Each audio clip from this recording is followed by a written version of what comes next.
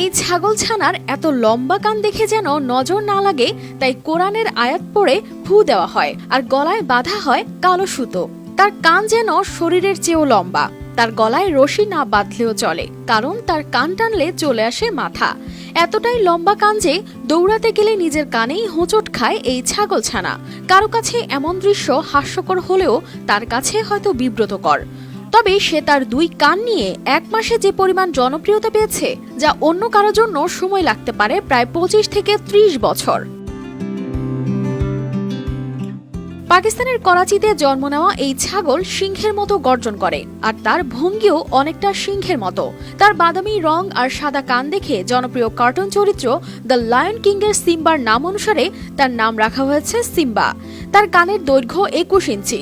সিম্বার কান জন্ম থেকেই ছিল অস্বাভাবিক লম্বা, তবে জন্মের কয়েক সপ্তাহের মধ্যেই তার কান অবাক করার মতো লম্বা হয়ে যায়।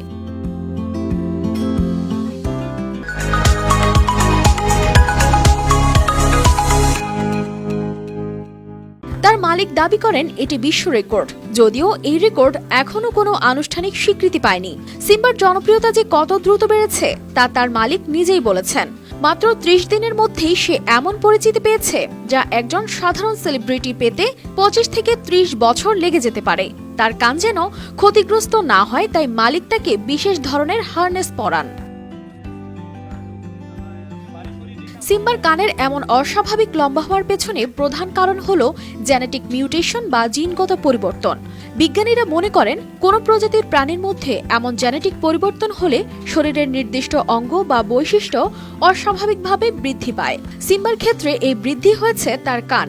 তবে তার মালিক সিম্বারের বংশধর ছড়িয়ে দিতে তিনি কৃত্রিম প্রজনন পদ্ধতির মাধ্যমে সিম্বার বীজ সারা বিশ্বে পৌঁছে দিতে চান। তার স্বপ্ন, পৃথিবীর যে কোনো জায়গায় এমন ছাগল দেখলে সবাই জানবে এটি পাকিস্তানের সিম্বার বংশধর।